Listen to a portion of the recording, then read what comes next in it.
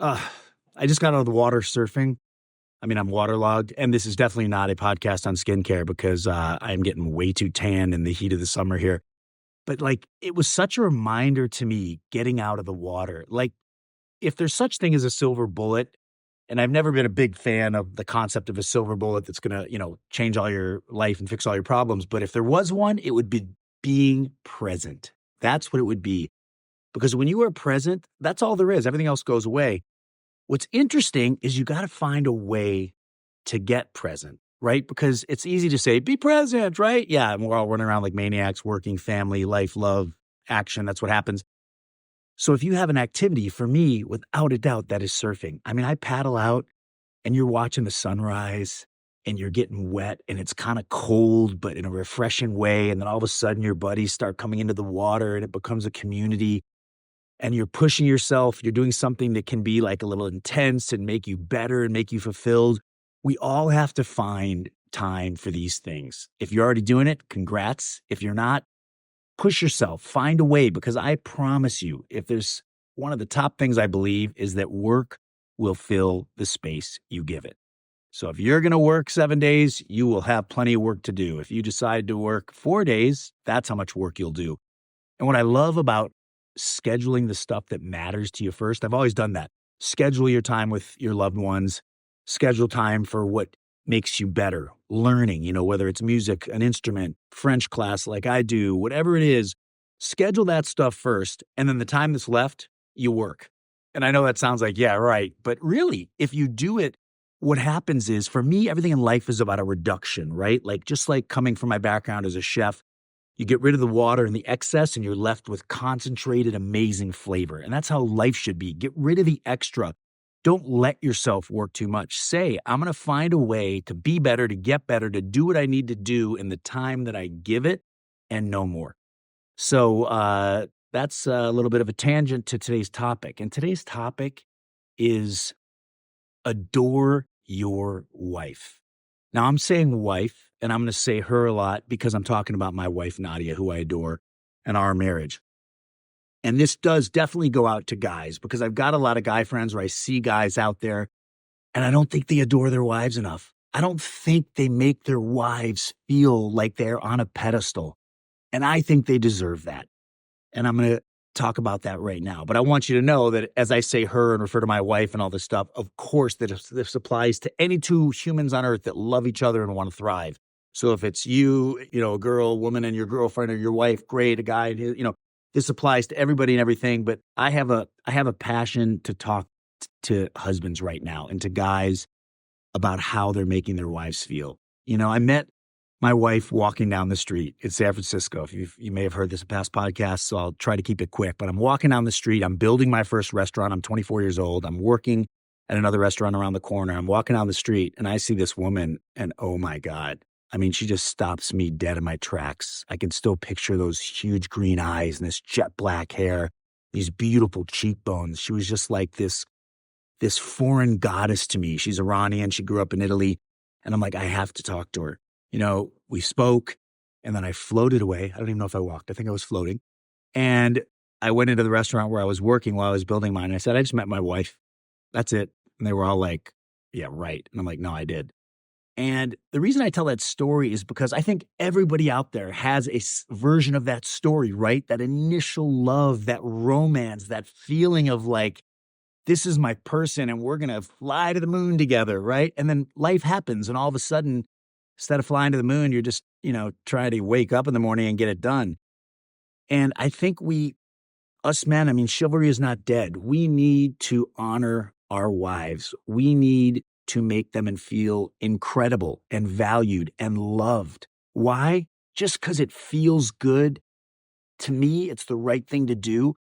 It's hard because one of the most important things in the world, relationships, right? Everything I'm talking about here, there's no training for that. Nobody said, here's your manual. I just bought a carbonator for water and I got enough paperwork in there to keep me busy for days, but you get married, you don't get any instructions, you get nothing, just like being a parent, right? And the only instructions you might get is the example. One of my favorite quotes is, I don't know who you are because, I don't know, I don't hear what you say, because who you are speaks so loudly, right? It's the way we act, our daily, behaviors that define who we are.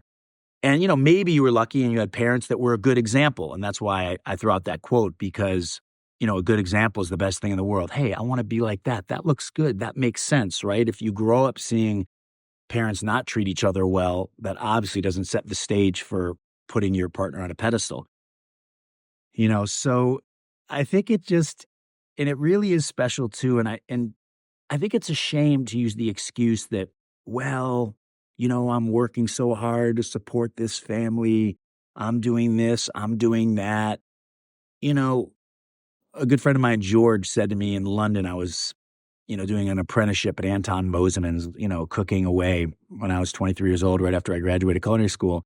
And I just called it off with my fiance. I mean, I was engaged senior year in college. And I'll never forget being in London. I was working like 15 hours a day and delirious, so that probably didn't help. But I said to him, gosh, I hope I did the right thing, calling this off. And he said, well, what makes her special? And I was like, well, I mean, she's a good person, comes from a good family. She loves me. She treats me well. She's honest. And he sat there with like furrowed brows and he's like, all right, well, that sounds like, prerequisite for anybody you'd want to be with. So why her? And that was a life-changing moment because then when I met Nadia, my wife, I knew that I made the right decision because I didn't have to make a checklist. I didn't have to justify or figure it out. I just had to be with her. And I wanted to make her feel special. She had a really rough childhood as well. She had to work in high school at Burger King, in the fry machine. Before the fry machines were automatic with a little robot arm, she had to actually hold those baskets and shake them all night just to help pay rent. I mean, her and her mom slept on the floor because they couldn't afford furniture when they first came here. Here they are in Brentwood, Los Angeles, one of the fanciest neighborhoods in the city, and, in a little one-bedroom apartment. And if people only knew how they were living as they fought to make a life here. So I had this extra special love for my wife because I was like, never again will she feel that way. I will never let her be in this place of scarcity and wondering if things will be okay. I am going to make her feel like the queen that she deserves to be. And the reason I tell that story about George and about the fiance was because guess what? That's good you work and make a living. That's good you provided a house. That's good you love your family. Those are the prerequisites. Now what are you doing to actually be that amazing husband and father, right?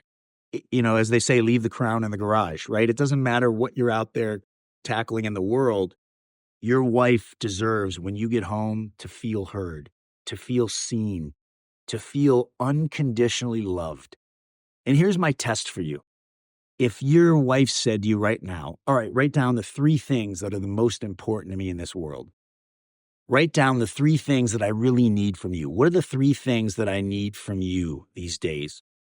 Would you be able to flip that piece of paper over and would your wife go, oh my God, that's exactly it? And they wouldn't even have to flip the paper over if you were already doing those things, right? Because then it wouldn't need to be confirmed. And, the cool thing about it is I do it because, as my good friend Charlie says, when you die, make sure you've given more than you've taken. And that's how I feel about marriage. I want to give more than I take. So my default position is not what am I getting? Yeah, I'm human. I have needs. I want what I want to, and that should be an open dialogue. But my general focus is what can I give? What can I do to keep her always happy, to keep that love and enthusiasm when we first met? Why should that fade? I mean, yes, it's not going to be, the total new romance, but, how do you do this, right? Last week, I texted my wife at 3 p.m. I said, be ready at 7. We're going out for dinner. I've got a place to take you to. And it was great because we work together. She earns her own money. It's not like I need to take her out to dinner. She can do whatever she wants, but it made her feel good to be like, I'm being taken on a date. It's a surprise. I don't know where it is. I have this tattoo of Nadia and I and a little heart. And I tattooed it because for years I've drawn that picture on the mirror. So when she wakes up in the morning, I'm always up early. When she wakes up in the morning, she sees this stick figure picture of her and I with a big heart around it. And I'll add some little note. I'll draw a circle with an arrow and say, most beautiful woman in the world. And now again, some of this might sound to some of you guys like, all right, shut up, because first of all, you're making me look bad. And second of all, I'm not feeling this. And again, this is only for the people who want to take that relationship to the next level, who want to make their partner, their wife, feel like the most special person in the world. And, those little notes, those little pictures on the mirror, those things matter. The little random dates. When's the last time you left a little note in your wife's purse? Have an amazing day. I'm going to be thinking about you all day. Or as silly as it sounds, flowers. When's the last time your wife came home to flowers? You know, when people say, gosh, how do you always know what to get your wife? I'm like, I just listen. That's all. As a guy, we are the simpler species for sure. All you have to do is listen. They will tell you what they want most times. And you can use the excuse, oh, I can't read between the lines. Just tell me. I don't know what you're thinking. But you should know what they're thinking. Because when you care enough and you pay attention, you'll see what matters to them. We have one friend in particular that, she's this creative, amazing woman, and she really struggles to feel like the attention and love from her husband. And that's actually what triggered me to do this podcast, because it's like, it pains me to watch her feel sad and be sad and defend him because she adores him and she loves him and they've been together for decades. And, and that's the problem too. It's the frog in the pot theory, right? You put a frog in a pot of cold water, you put it on the fire, you turn the fire on, the water will get warm so slowly that by the time it boils, the frog's dead. He doesn't jump out. He could just jump out and save himself, right? But he doesn't, because it happens so slowly. The next thing you know, you're boiled. And I think relationships are like that. It happens really slowly and then all of a sudden, right? Like, how'd you get rich? Really slowly and then overnight. How'd you go broke? Really slowly and then overnight. What happened to your relationship? I don't know. I don't know what happened. All of a sudden, it wasn't the same. We weren't in love. Well, it doesn't have to be all of a sudden. I always joke, if I had my way, like when you went to get your marriage license, you'd have to sit down with like some counselor and a packet. And it'd be like, here's your, stay happy forever packet. And, there'd be like worksheets in there. Like in the beginning, when you're first married, maybe it's every, 3 months or 6 months. And then once you get into a more developed relationship, year 5, year 6, year 7, maybe the check-in is only every 6 months. But if there was a system in place, are you happy? What do you need from me? What's missing? We know it's not a perfect world, but in a perfect world, what would you like to see from me? Or I call it the 80-20 rule, like everything in life, right? It's the 20% that drives everything. The 80% is fluff. So, what's the 20% that your wife needs? And if we were checking in like that, we would know, but you have to ask, and you have to really want it. And also, I'm probably just selfish, because the truth is, it makes me feel better. Like when I know she's happy, when I know she's fulfilled, it makes me feel better. And don't get me wrong, not for a second am I saying you need to be a slave to your wife and that's all that matters. Your needs don't matter. No, not at all. Like this goes both directions. This applies both way. I'm just making the focus about, women and wives and my wife in general that I feel deserve to feel like they're the most important person in the world. And I think and I say I'm selfish because I end up feeling better, because it makes me feel good to know that my wife feels that way. And by the way, it makes me feel good. I hope one day when I have the kids on the podcast, they'll tell you their truth, because I can't speak for them. But I hope I've shown them what a good marriage looks like, that my wife and I have shown them what it feels like to be parents. I've talked about in past podcasts. We keep traveling. Even when the kids were really young, we were like, hey, I'm like, she's the reason you're here. So we're out of here. Showing kids that like, it's awesome to be a parent, not that it means suffering, that it means, not taking care of yourself anymore, not dressing well anymore, feeling stressed.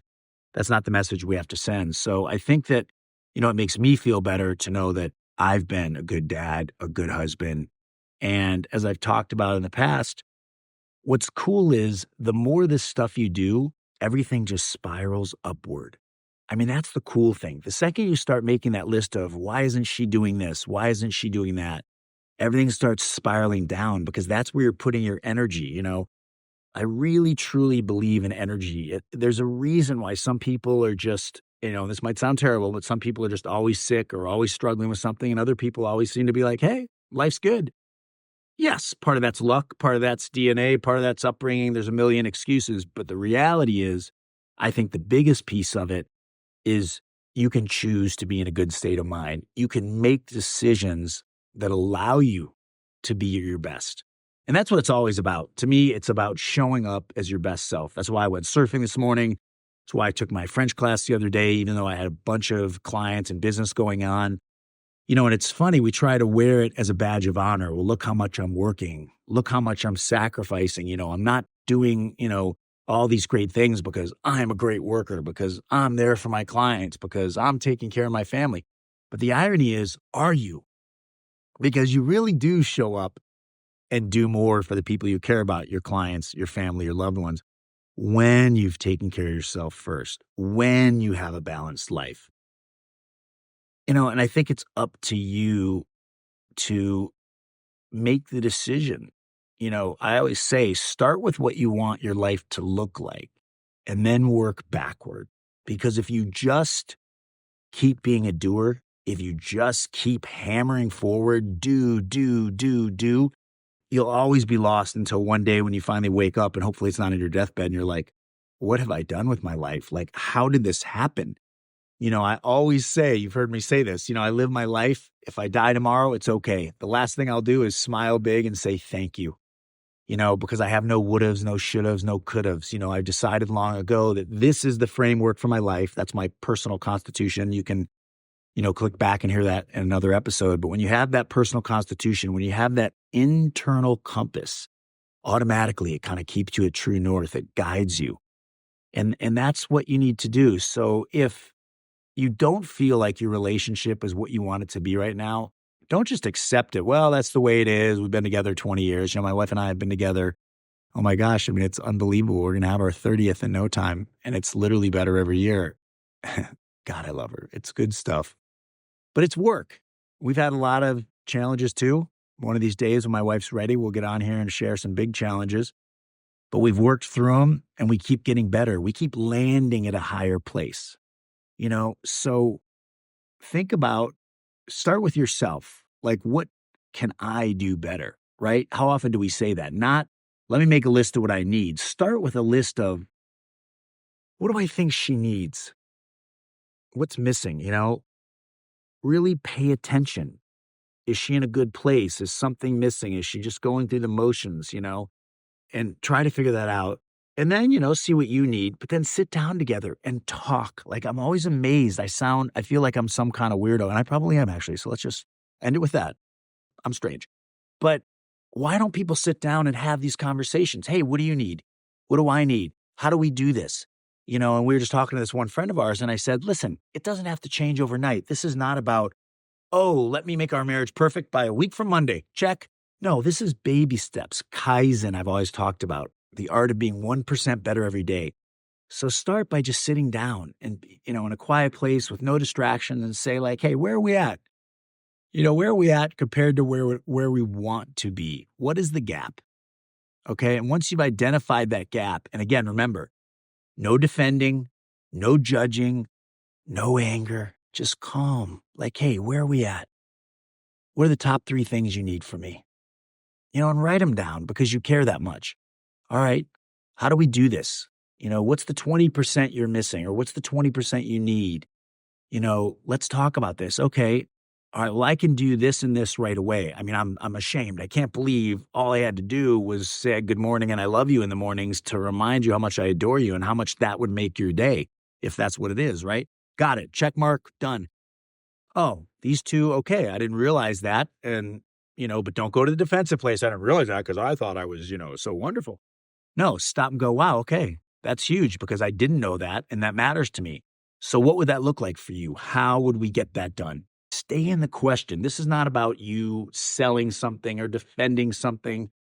This is about you loving and wanting to understand. What would that look like? How can we get there? What's a reasonable time frame for you? If I start by just taking off, being home by 3:00 every Friday, would that be a fair start? And then we can build from there.